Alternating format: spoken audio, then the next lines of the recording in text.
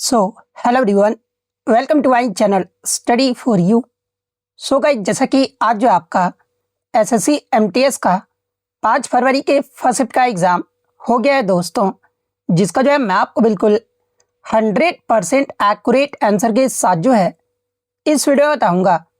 तो देख लेते हैं कि किस प्रकार की जो है आज आपके 5 फरवरी के फर्स्ट शिफ्ट के एग्ज़ाम में जो है प्रश्न पूछे गए हैं। उससे पहले एक बात और दोस्तों, कि जिन्होंने भी अगर चैनल को सब्सक्राइब नहीं किया है तो एसएससी एमटीएस एग्ज़ाम से रिलेटेड पर्पल की अपडेट के लिए जो है चैनल को सब्सक्राइब ज़रूर कर दीजिएगा। और बगल में ही आपको एक बेल आइकन यानी घंटे का निशान भी दिख रहा होगा, तो आप उस भी जो है ज़रूर प्रेस कर दीजिएगा। तो चलिए वीडियो को स्टार्ट करते हैं। तो आपका पहला क्वेश्चन यहाँ पर आ रहा है कि कुणबी नृत्य जो है ना, भारत के किस राज्य का जो है एक प्रसिद्ध लोक नृत्य है। जहाँ पे इस प्रकार के 4 ऑप्शन जो वो दिए गए थे। तो देखिए, कुणबी की बात कर ले तो ये आपका गोवा राज्य का जो है ना एक प्रसिद्ध जो आपका पारंपरिक लोक नृत्य है। तो ऑप्शन बी गोवा आपका करेक्ट आंसर होगा। इसके अलावा एग्जाम में यहाँ से एक प्रश्न पूछा जाता है कि कुणबी जो नृत्य है ना, ये किस आदिवासी समुदाय के द्वारा जो आपका किया जाता है। तो देखिए, ये जो आपका नृत्य मुख्य रूप से जो है ना गोवा के कुणबी आदिवासी समुदाय के द्वारा जो आपका किया जाता है। और गोवा के प्रसिद्ध अगर अन्य लोक नृत्य की बात कर ले तो जैसे कि आपका फुगड़ी हो गया, ढालो हो गया, देखनी हो गया और कुणबी, ये सारे जो आपके लोक नृत्य है ना, ये आपके गोवा राज्य के लोक नृत्य हैं। तो ये फैक्ट भी आपको ध्यान में रखना है। नेक्स्ट क्वेश्चन आपका बताता है कि राठवा निघेर, ये जो आपका नृत्य मुख्य रूप से जो है ना भारत के किस राज्य का जो है एक आपका लोक नृत्य है। जहाँ पे इस प्रकार के 4 विकल्प जो आपके दिए गए थे। तो देखिए, राठवा निघेर की अगर मैं बात कर लूँ तो ये आपका गुजरात राज्य का जो है ना एक आपका फोक डांस है। तो ऑप्शन सी गुजरात आपका करेक्ट आंसर होगा। इसके अलावा एग्जाम में प्रश्न पूछा जाता है कि राठवा जो आपका निघेर को जो है ना ये किस अवसर के दौरान आपका किया जाता है। तो देखिए, ये जो आपका नृत्य मुख्य रूप से जो है ना होली, जिसे आपका रंगों का त्योहार कहा जाता है, और इस दौरान जो है 5 दिनों तक जो है ना इस नृत्य को जो आपका किया जाता है। और गुजरात के अगर प्रमुख लोक नृत्य की बात कर ले तो देखिए, गरबा हो गया, डांडिया रास हो गया, भवाई हो गया, टिप्पणी हो गया, पाधर हो गया और हुडो, ये सारे आपके गुजरात राज्य के जो है ना ये आपके लोक नृत्य हैं। इसके अलावा गरबा और डांडिया, ये जो आपका नृत्य है ना, ये आपका नवरात्रि के दौरान देवी पूजा में जो है ना ये आपका मुख्य रूप से जो आपका किया जाता है। तो ये फैक्ट भी आपको ध्यान में रखना है। नेक्स्ट क्वेश्चन आपका बताता है कि प्रसिद्ध उपन्यास लेडीज टेलर पुस्तक के लेखक जो है ना ये आपके कौन है।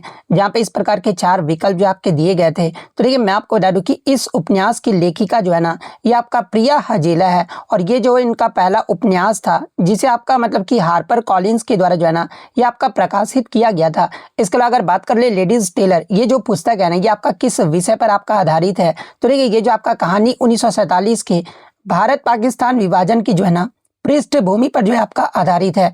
और ये उन शरणार्थियों के संघर्ष और अटूट साहस को जो आपका दर्शाता है, जो अपना सब कुछ खोकर फिर से जीवन शुरू करने की कोशिश जो आपके करते हैं। और इसमें अगर मेन कैरेक्टर यानी मुख्य पात्र की बात कर ले तो ये कहानी का जो केंद्र है ना, ये गुरुदेव नाम का एक सिख व्यक्ति है, जो विभाजन के बाद जो है ये आपका पाकिस्तान से दिल्ली आता है और महिलाओं के कपड़े बनाने यानी लेडीज टेलर का व्यवसाय शुरू कर जो है ना अपना जीवन फिर से मतलब कि संवारने की कोशिश जो आपका करता है। जो कि आपका इस उपन्यास का जो है ये आपका मेन कैरेक्टर है। तो ये फैक्ट भी आप ध्यान में रखिएगा। तो ऑप्शन बी प्रिया हजेला आपका करेक्ट आंसर होगा। नेक्स्ट क्वेश्चन आपका बताता है कि अकबर द्वारा फतेहपुर सीकरी में निर्मित पंचमहल की वास्तुकला जो है ना मुख्य रूप से किस शैली से आपका प्रभावित है, ये आपसे पूछा गया था। जहाँ पे इस प्रकार के आपके 4 विकल्प जो आपके दिए गए थे। तो ये पंचमहल की वास्तुकला शैली की अगर मैं बात कर लूँ तो ये आपका मुख्य रूप से जो है ना ये आपका बौद्ध विहार शैली से जो आपका प्रेरित है। जो कि एक आपका पिरामिड नुमा 4 मंजिला जो है ना ये आपका इमारत है। और इसे जो आपका हवा महल भी जो आपका कहा जाता है, जिसमें आपके 176 नक्शीदार खंबे हैं। और ये जो संरचना है ना ये इंडो इस्लामिक वास्तुकला का मिश्रण जो है आपका माना जाता है, जो कि आपका हिंदू और बौद्ध शैलियों से जो है ना गहरे रूप से जो है आपका प्रभावित हुआ था। तो ऑप्शन में आपका बौद्ध विहार शैली आपका दिया गया था। तो ऑप्शन बी आपका करेक्ट आंसर होगा। इसके अलावा एग्जाम में प्रश्न पूछा जाता है कि फतेहपुर सीकरी का निर्माण जो है ना कब और किसके द्वारा आपका करवाया गया था। तो देखिए, फतेहपुर सीकरी का जो निर्माण है ना ये आपका मुगल बादशाह अकबर के द्वारा 1571 से 1585 ईस्वी के बीच जो है ना इसका निर्माण जो आपका करवाया गया था। और ये कहाँ पर स्थित है, तो ये जो आपका है मतलब कि शहर आगरा के पास स्थित है और इसे अकबर ने जो है ना अपनी नई राजधानी के रूप में भी जो ये आपका बसाया था। तो ये पॉइंट भी आप ध्यान में रखिएगा। इसके अलावा अगर इसके विशेषता की बात कर ले तो देखिए ये जो आपका शहर है ना ये आपका लाल बलुआ पत्थर से आपका बना हुआ है और इंडो इस्लामिक वास्तुकला का जो है ना एक अद्भुत उदाहरण भी आपका माना जाता है, जिसमें आपके बुलंद दरवाजा, जामा मस्जिद और शेख सलीम चिश्ती का दरगाह भी जो है ना ये आपका मुख्य रूप से है। और यहाँ से एग्जाम में प्रीवियस शिफ्ट में आपका पूछा गया था कि अकबर ने किस संत के सम्मान में जो है ना फतेहपुर सीकरी का निर्माण जो आपका करवाया था। तो देखिए सूफी संत शेख सलीम चिश्ती के प्रति सम्मान और गुजरात विजय के उपलक्ष्य में जो है ना ये आपका जो वो बनवाया गया था। तो ये फैक्ट भी आपको ध्यान में रखना है। नेक्स्ट क्वेश्चन आपका यहाँ पर आया था। नेक्स्ट आपका क्वेश्चन है कि वर्ष 1969 में जो है 14 निजी बैंकों के बड़े पैमाने पर आपका राष्ट्रीयकरण से पहले जो है ना भारत का एकमात्र राष्ट्रीयकृत यानी सार्वजनिक क्षेत्र का बैंक जो है ना ये कौन सा था, ये आपसे पूछा गया था, जहां पे इस प्रकार के 4 विकल्प जो आपके दिए गए थे। तो देखिए मैं आपको बता दूं कि भारतीय स्टेट बैंक, जिसका पुराना नाम जो है ना ये आपका इंपीरियल बैंक ऑफ इंडिया था और इसका जो राष्ट्रीयकरण है ना यानी जो आपका नेशनलाइजेशन है ये आपका गोरेवाला समिति की सिफारिश पर 1 जुलाई 1955 को जो है ये आपका इंपीरियल बैंक का राष्ट्रीयकरण जो आपका कर दिया गया था। और बाद में इसका मतलब कि 1 जुलाई 1955 को जो इसका नाम बदल कर है ना ये भारतीय स्टेट बैंक जो है आपका रखा गया था। और मैं आपको बता दूं कि 19 जुलाई 1969 को जो है ना तत्कालीन प्रधानमंत्री इंदिरा गांधी के द्वारा एक साथ आपका 14 प्रमुख निजी बैंकों का भी जो है ना ये आपका राष्ट्रीयकरण किया गया था। लेकिन SBI आपका पहला बैंक था जो 14 साल पहले ही जो है ना सार्वजनिक क्षेत्र का बैंक जो ये आपका बन चुका था। और यही प्रश्न आपसे जो वो पूछा गया था। इसके अलावा मैं आपको बता दूं कि 1955 से 1969 के बीच जो है ना SBI आपका एक मतलब कि एकमात्र ऐसा बैंक था जो पूरी तरह से सरकार के स्वामित्व और नियंत्रण में जो ये आपका कार्य कर रहा था। और इसके बाद आपका दूसरी बार जो राष्ट्रीयकरण ये आपका 1980 में 6 और बैंकों का राष्ट्रीयकरण भी जो आपका किया गया था। तो ये फैक्ट भी आप ध्यान में रखिएगा। लेकिन आपका जो सबसे पहले जो आपका राष्ट्रीयकरण किया गया था ना जो कि आपका सार्वजनिक क्षेत्र का बैंक रहा था ये आपका भारतीय स्टेट बैंक रहा था। तो ऑप्शन बी आपका करेक्ट आंसर होगा। नेक्स्ट आपका यहाँ पर क्वेश्चन आया था कि which of the following historical sites is located in Delhi, यानी निम्नलिखित में से कौन सा ऐतिहासिक स्थल जो है ना ये आपका दिल्ली में स्थित है, जहां पे इस प्रकार के 4 विकल्प जो आपके दिए गए थे। तो एक ऑप्शन में आपका हुमायूं का मकबरा जो वो आपका दिया गया था। तो देखिए हुमायूं का जो मकबरा है ना ये आपका दिल्ली में स्थित है और ये आपका मुगल वास्तुकला का जो है एक उत्कृष्ट उदाहरण भी जो आपका माना जाता है, जिसे आपका हुमायूं की पत्नी हाजी बेगम के द्वारा 1565 से 1572 के दौरान जो है ना ये आपका बनवाया गया था। और हुमायूं के मकबरे को जो है 1993 यानी 1993 में जो है ना इसे आपका यूनेस्को विश्व धरोहर स्थल भी जो है ये आपका घोषित किया गया था। तो ऑप्शन सी हुमायूं का मकबरा आपका करेक्ट आंसर होगा। इसके अलावा अगर फोर्ट विलियम्स की बात कर ले तो देखिए ये जो आपका फोर्ट विलियम है ना ये आपका पश्चिम बंगाल के कोलकाता में हुगली नदी के किनारे जो है आपका स्थित है और इसे आपका ब्रिटिश काल में 1781 के दौरान जो है ना ये आपका बनवाया गया था। तो ये फैक्ट भी आप ध्यान में रखिएगा। हवा महल की बात कर ले तो आपका राजस्थान की राजधानी ये आपका जयपुर में स्थित है और इसका निर्माण 1799 में जो है ना महाराजा सवाई प्रताप सिंह के द्वारा जो वो करवाया गया था। आगा खान पैलेस की बात कर ले तो ये आपका महाराष्ट्र के पुणे में आपका स्थित है और जिसका ऐतिहासिक महत्व जो है ना भारतीय स्वतंत्रता संग्राम महात्मा गांधी की नजरबंदी से जो आपका जुड़ा हुआ है। तो ये सारे फैक्ट जो आपको ध्यान में रखना है। नेक्स्ट आपका यहाँ पर साइंस से आता है कि with the help of which structure does the P plant climb up a tree और सपोर्ट, यानी मटर का पौधा जो है ना किसी पेड़ या अन्य सहारे पर किसके माध्यम से जो आपका चढ़ता है। तो ये मटर का पौधा जो है ना किसी पेड़ या फिर अन्य सहारे पर ये जो आपका टेंड्रिल जो होती है ना यानी जो प्रतान होता है इसके माध्यम से जो आपका चढ़ता है। तो ऑप्शन बी टेंड्रिल्स आपका करेक्ट आंसर होगा।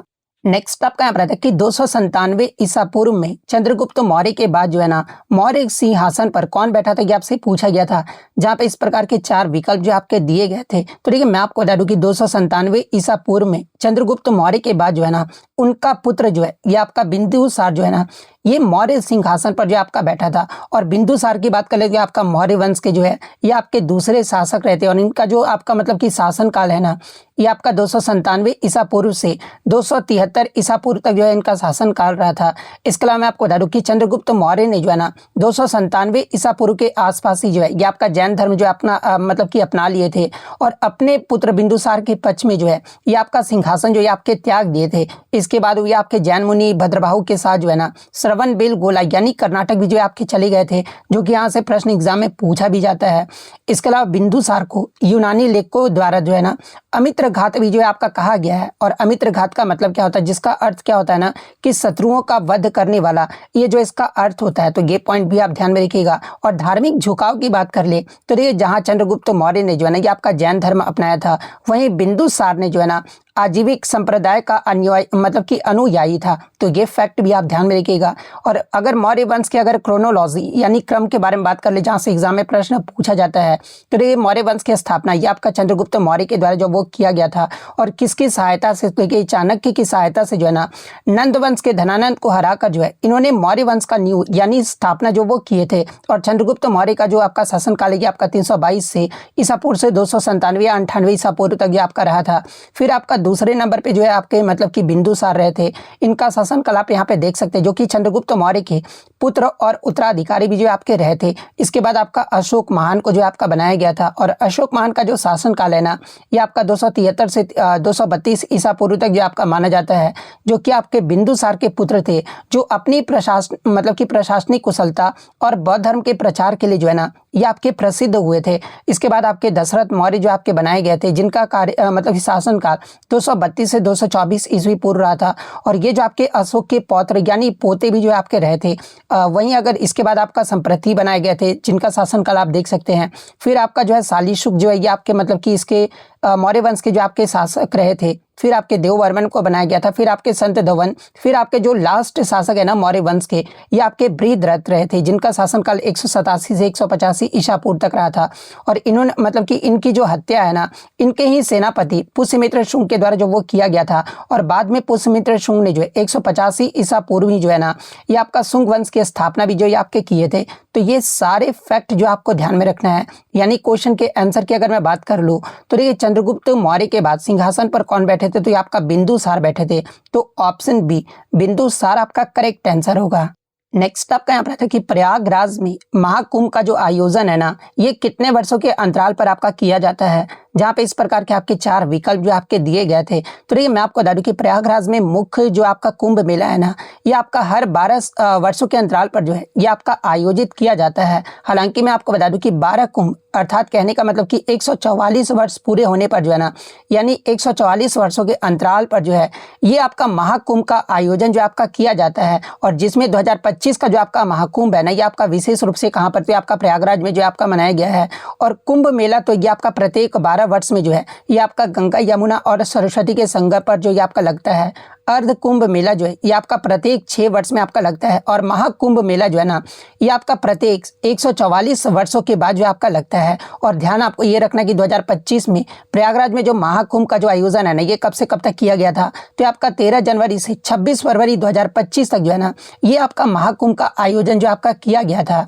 इसके अलावा मैं आपको बता दूं कि ये जो आपका मेला है ना ये भारत के 4 पवित्र स्थानों पर बारी बारी से आपका लगता है। जैसे कि प्रयागराज में आपका गंगा यमुना और सरस्वती के संगम पर आपका लगता है। फिर आपका हरिद्वार पे ये आपका गंगा नदी के किनारे आपका लगता है। उज्जैन में आपका शिप्रा नदी के किनारे और नासिक में आपका गोदावरी नदी के किनारे जो है ना ये आपका मेला जो आपका लगता है। तो ये फैक्ट भी आप ध्यान में रखिएगा। यानी प्रयागराज में महाकुंभ का जो आयोजन है ना कितने वर्षों के अंतराल पर आपका किया जाता है, तो ये आपका 12 वर्षों के अंतराल पर जो है ना ये आपका आयोजित किया जाता है।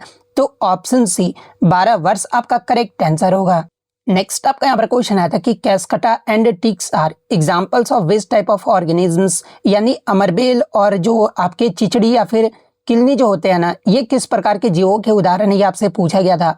जहाँ पे इस प्रकार के आपके 4 विकल्प जो आपके दिए गए थे। तो एक विकल्प में आपका पैरासाइट्स यानी परजीवी दिया गया था। तो देखिए परजीवी आपके वे जीव होते हैं ना जो पोषण के लिए जो है किसी अन्य जीवित जीव यानी जिसमें पोषक या फिर होस्ट जो आपका कहा जाता है इस पर जो है आपके निर्भर करते हैं। और ये पोषक को नुकसान पहुंचाते हैं लेकिन उसे तुरंत जो है ना ये आपके मारते नहीं है। और इसे आपका जो पैरासाइट जो आपका कहा जाता है। और देखिए कैस्कटा यानी अमरबेल जो है ना एक आपका पादप परजीवी यानी प्लांट पैरासाइट है।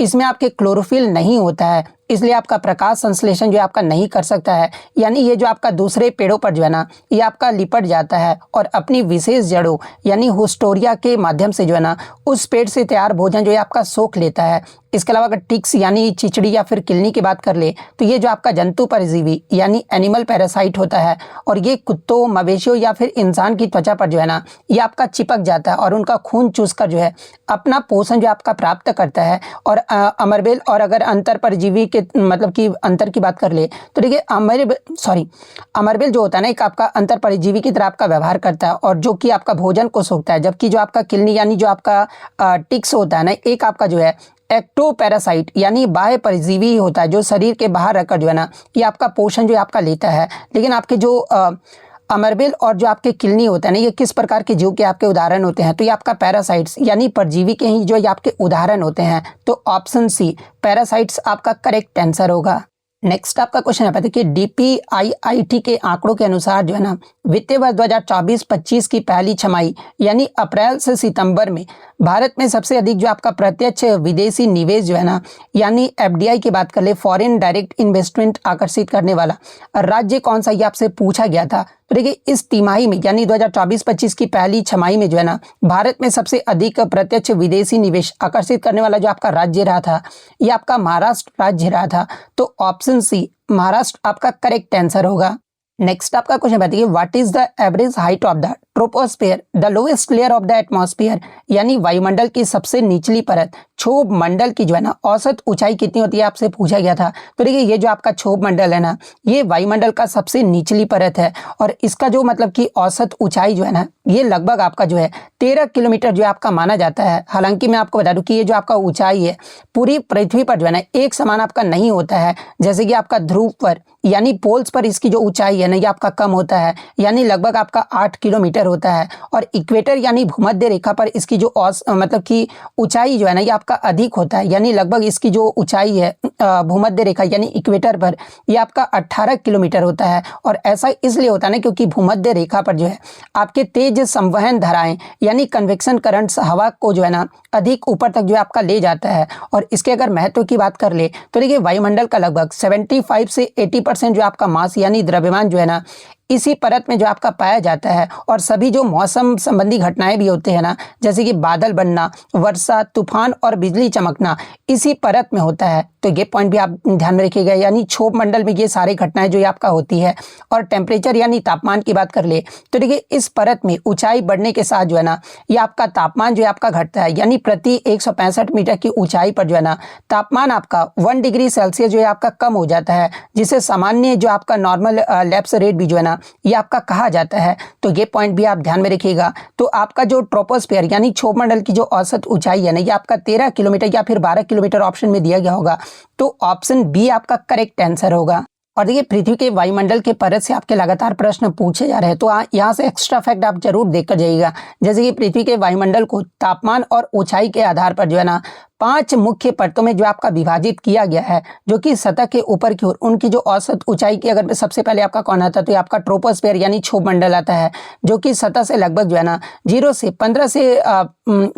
से 15 किलोमीटर तक है। और इसकी विशेषता की बात कर ले तो ये जो आपका सबसे निचली परत है जहाँ पर मौसम की सभी घटनाएं जैसे कि बादल, बारिश, आंधी जो है ये आपका इसी मतलब कि क्षोभ मंडल में होता है। सेकंड आपका जो वो स्ट्रेटोस्फेयर यानी समताप मंडल है जिसका जो औसत ऊंचाई है लगभग आपका 12 से 50 किलोमीटर तक होता है। और इसकी विशेषता की बात कर ले तो ये समताप मंडल में जो आपका ओजोन परत होती है जो सूर्य के हानिकारक पराबैंगनी किरणें जो आपका अल्ट्रावायलेट जो रेज होता है ना इसको जो आपका अवशोषित करती है। और हवाई जहाज अक्सर जो है ना इसी परत के निचले हिस्से में जो आपके उड़ते हैं।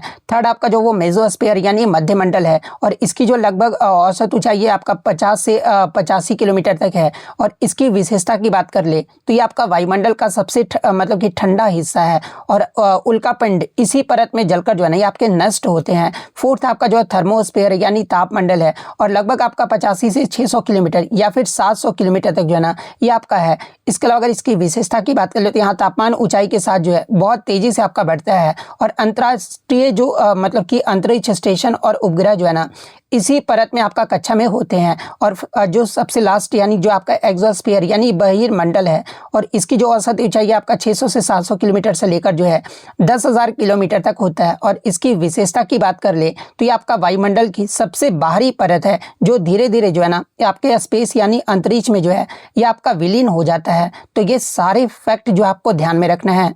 नेक्स्ट आपका यहाँ पर आता है कि प्रसिद्ध बंगाली उपन्यास आनंद मठ के लेखक जो है ना, ये आपके कौन है? तो देखिए आनंद मठ जो कि आपका एक बंगाली उपन्यास है और इसे जो है आपका बंकिम चंद्र चट्टोपाध्याय के द्वारा जो है ना, ये आपका लिखा गया है। तो ऑप्शन बी आपका करेक्ट आंसर होगा। इसके अलावा अगर इसका प्रकाशन भी एग्जाम में पूछा जाता है तो देखिए ये जो आपका उपन्यास है ना, ये आपका वर्ष 1882 में जो है ये आपका प्रकाशित किया गया था। और भारत का जो आपका राष्ट्रीय गीत है जो कि आपका वंदे मातरम है, और इसी उपन्यास से जो है ना ये आपका वंदे मातरम को जो आपका लिया गया है, तो ये पॉइंट भी आप ध्यान में रखिएगा। और इसके अगर हिस्टोरिकल बैकग्राउंड की बात कर ले तो देखिए आनंद मठ की जो कहानी है ना, ये 18वीं शताब्दी के सन्यासी विद्रोह और 1770 के बंगाल के विनाशकारी अकाल पर जो है ना, ये आपका आधारित है। तो ये फैक्ट भी आपको ध्यान में रखना है। नेक्स्ट आपका क्वेश्चन है कि वाद्य यंत्रों के वर्गीकरण के अनुसार मेम्ब्रोफोन को जो है ना किस प्रकार के वाद्य यंत्र होते हैं, ये आपसे पूछा गया था।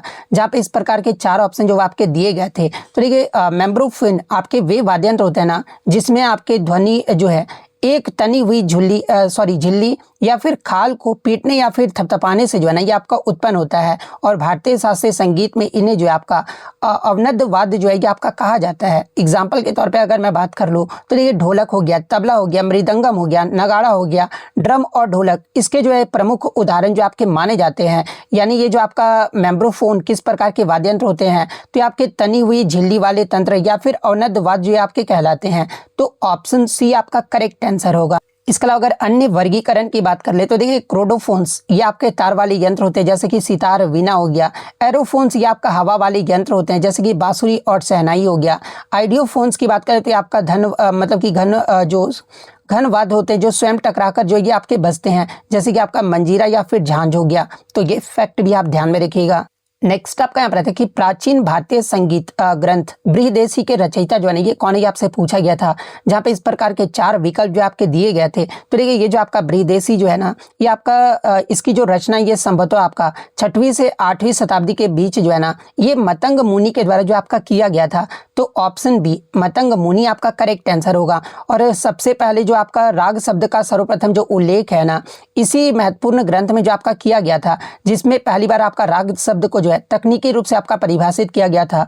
और शास्त्रीय संगीतों में राग का विस्तृत वर्गीकरण भी जो है ये आपका प्रस्तुत किया गया था। तो ये फैक्ट भी आप ध्यान में रखिएगा। इसके अलावा अगर अन्य विकल्प की बात करें जैसे कि भरत मुनि आपका दिया गया था। तो देखिए भरत मुनि ने जो है ना ये आपका नाट्य शास्त्र जो आपका लिखा था। सरंग देव ने जो है ये आपका संगीत रत्नाकर की जो है आपका रचना किए हैं। पंडित दामोदर के बारे में अगर पूछा जाए तो ये आपके संगीत दर्पण के लेखक हैं। तो ये फैक्ट भी आपको ध्यान में रखना है। नेक्स्ट आपका यहाँ पर आता है कि चैल्कोलिथिक शब्द का जो प्रयोग है ना इतिहास के किस काल को दर्शाने के लिए आपका किया जाता है, ये आपसे पूछा गया था। जहाँ पे इस प्रकार के 4 विकल्प जो आपके दिए गए थे। तो देखिए चैल्कोलिथिक युग मुख्य रूप से जो है ना ये आपका कॉपर प्लस स्टोन यानी तांबा प्लस पत्थर युग जो है ना ये आपका माना जाता है। और इसे आपका ताम्रपाषाण युग भी जो आपका कहा जाता है, जो कि आपका नवपाषाण काल और कांस्य युग के बीच का जो है ये आपका संक्रमण काल जो है आपका माना जाता है। इसके अलावा अगर मुख्य विवरण की बात कर ले तो देखिए चालकों का अर्थ एग्जाम में पूछा जाता है। तो देखिए चालकों का जो अर्थ होता है ना ये आपका तांबा होता है, और लिथिक का जो अर्थ होता है ना ये आपका पत्थर होता है। यानी इस युग में पत्थरों के साथ साथ तांबे का इस्तेमाल भी जो आपका किया गया था। और चैल्कोलिथिक का अगर समय काल पूछा जाए तो देखिए भारत में ये लगभग आपका जो है ना 2000 ईसा पूर्व से आपका 700 ईसा पूर्व के बीच जो आपका माना जाता है। और इसे आपका कॉपर स्टोन एज भी जो आपका कहा जाता है। यानी अगर क्वेश्चन के अकॉर्डिंग बात कर ले कि चालकोलिथिक शब्द का प्रयोग इतिहास के किस काल को दर्शाने के लिए आपका किया जाता है, तो आपका तांबा और पत्थर का युग को दर्शाने के लिए जो आपका किया जाता है। तो ऑप्शन बी आपका करेक्ट आंसर होगा। नेक्स्ट आपका यहाँ पर आता है कि the frictional force exerted by fluids is known by which name, यानी तरल पदार्थ, गैस और तरल द्वारा लगाए जाने वाले घर्षण बल को किस नाम से जाना जाता है, ये आपसे पूछा गया था। जहाँ पे इस प्रकार के 4 विकल्प जो आपके दिए गए थे। तो देखिए मैं आपको बता दूं कि तरल पदार्थ तरल और गैसों द्वारा किसी गतिशील वस्तु पर लगाए जाने वाले घर्षण बल को मुख्य रूप से जो है ना ये आपका ड्रैग या फिर आपका फ्लूइड फ्रिक्शन, यानी हिंदी में बात करें तो इसे आपका कर्षण बल या फिर द्रव घर्षण बल जो आपका कहा जाता है। तो ऑप्शन सी आपका यहाँ पे करेक्ट आंसर होगा। नेक्स्ट आपका फिट साइंस से आता है कि the temperature at which a solid melts to become a liquid at atmospheric pressure is called its, यानी वह तापमान जिस पर वायुमंडलीय दबाव पर जो है ना कोई ठोस पिघलकर जो है द्रव बन जाता है, इसे आपका क्या कहा जाता है। जहाँ पे इस प्रकार के 4 विकल्प जो आपके दिए गए थे। तो देखिए वह तापमान जिस पर वायुमंडलीय दाब यानी एटमॉस्फेरिक प्रेशर पर जो है ना कोई ठोस पिघलकर जो है ये आपका लिक्विड यानी द्रव बन जाता है, तो उसे आपका मेल्टिंग पॉइंट यानी आपका गलनांक बिंदु जो आपका कहा जाता है। तो ऑप्शन बी मेल्टिंग पॉइंट आपका करेक्ट आंसर होगा। इसके अलावा अगर अन्य विकल्प की अगर विवरण की बात कर ले तो देखिए वह तापमान जिस पर द्रव्य उबलकर जो है ना ये आपका गैस बन जाता है उसे आपका बॉइलिंग पॉइंट यानी क्वथनांक आपका कहा जाता है। वह तापमान जिस पर द्रव्य जमकर जो है ना ये आपका ठोस बन जाता है इसे आपका फ्रीजिंग पॉइंट यानी हिमांक जो आपका कहा जाता है। तो ये फैक्ट भी आपको ध्यान में रखना है। नेक्स्ट आपका यहाँ पर आता है कि पृथ्वी की भूपर पट्टी में सबसे प्रचुर मात्रा में पाए जाने वाला तत्व कौन सा, ये आपसे पूछा गया था। तो देखिए पृथ्वी की भूपर पट्टी में सबसे प्रचुर मात्रा में पाए जाने वाला जो तत्व है ना ये आपका ऑक्सीजन है। तो ऑप्शन सी ऑक्सीजन आपका करेक्ट आंसर होगा। नेक्स्ट आपका यहाँ पर आता है कि सरफेसी अधिनियम जो कि आपका 2002 में आया था, ये मुख्य रूप से जो है ना निम्नलिखित में से किस क्षेत्र से संबंधित ही आपसे पूछा गया था, जहाँ पे इस प्रकार के आपके 4 विकल्प जो आपके दिए गए थे। तो ये सरफेसी का एक्ट का आपके सबसे पहले फुल फॉर्म जान लीजिए कि क्या होता है। तो ये आपका securitisation and reconstruction of financial assets and enforcement of security interest act होता है। और इसका पर्पस क्या है, तो देखिए इसका जो मेन आपका मतलब कि उद्देश्य है ना, ये कम बैंक्स को जो है एनपीए यानी नॉन परफॉर्मिंग एसेट्स रिकवर करने में जो है ये आपका मदद करता है। यानी ये जो आपका सरफेसी एक्ट है ना ये आपके बैंकिंग और वित्त क्षेत्र से जो आपका संबंधित है। तो ऑप्शन बी बैंकिंग और वित्त क्षेत्र आपका करेक्ट आंसर होगा। नेक्स्ट आपका जो है ग्रेसियस का जो आपका मतलब कि करेक्टली स्पेल्ड वर्ड पूछा गया था। तो ये ग्रेसियस का जो मतलब होता है ना बिना किसी अच्छे कारण या फिर मुक्त होता है। और इसका जो सही आपका मीनिंग होता है ना ये आपका GRATUITOUS होता है। तो ऑप्शन ए वाला जिन्होंने भी लगाया होगा उनका यहाँ पे करेक्ट आंसर होगा। नेक्स्ट आपका ब्रिस्क का जो है आपका सही विलोम शब्द जो आपसे पूछा गया था। तो देखिए ब्रिक्स का जो अर्थ होता है ना ये आपका फुर्तीला या फिर तेज होता है। तो इसका एंटोनिम आपसे पूछा गया था ब्रिस्क का। तो इसका जो एंटोनिम होगा ये आपका क्या होगा कि स्लो यानी धीमा होगा। स्लो किस ऑप्शन, तो ऑप्शन सी में आपका दिया गया है। तो ऑप्शन सी आपका करेक्ट आंसर होगा। नेक्स्ट आपका क्वेश्चन यहाँ पर था कि इडियम आपका एक पूछा गया था, कास्ट द फर्स्ट स्टोन का जो है ना आपका इडियम जो आपका पूछा गया था। तो देखिए आपका कास्ट द फर्स्ट स्टोन का मतलब क्या होता है कि दूसरी की पहली आलोचना करने के पहले। याद रखें कि आपके साथ भी जो आपका गलतियां हो चुका है। तो इसका जो सही इडियम होगा कि to be the first to citizen और फाइंड फॉल्ट, ये जो इसका सही इडियम होगा। तो ऑप्शन सी आपका करेक्ट आंसर होगा। उसके बाद आपका एक्टिव का जो है ये आपका एंटोनिम जो आपका पूछा गया था। तो देखिए एक्टिव का जो करेक्ट होगा ना ये आपका पैसिव होगा एंटोनिम इसका। तो पैसिव आपका यहाँ पे करेक्ट आंसर होगा। नेक्स्ट आपका क्वेश्चन फिर आपका बोरो का जो है ना आपका एंटोनिम जो आपसे पूछा गया था। तो देखिए बोरो का मतलब क्या होता है कि रिसीव समथिंग टेम्पररीली होता है। और इसका जो आपका बोरो का जो करेक्ट आपका जो एंटोनिम होगा ना ये आपका लेंड होगा। तो ऑप्शन डी लेंड आपका करेक्ट आंसर होगा। नेक्स्ट आपका यहाँ पर आता है कि choose the correct spelling of the word that means relevant to a subject under consideration. तो इसका जो आपका सही स्पेलिंग पूछा गया था तो ये आपका GERMANE होता है। तो ये आपका ऑप्शन बी में जो आपका दिया गया है। तो ऑप्शन बी आपका यहाँ पे करेक्ट आंसर होगा। तो देखिए इसी प्रकार से जब भी आपका एग्जाम होता है ना तो आप भी अपने क्वेश्चन को जो है मतलब कि जरूर भेजा कीजिएगा। और टेलीग्राम का जो लिंक है आपको डिस्क्रिप्शन में दे दिया गया है। तो आप वहाँ से ज्वाइन करके जो अपने एग्जाम में क्वेश्चन जरूर भेजा कीजिएगा। अगर वीडियो पसंद आई हो तो वीडियो को लाइक जरूर कर दीजिएगा। और इसी तरह रियल एनालिसिस पाने के लिए जो है चैनल को सब्सक्राइब जरूर कर दीजिएगा। तो मिलते हैं नेक्स्ट वीडियो में, तब तक thank you, all the best.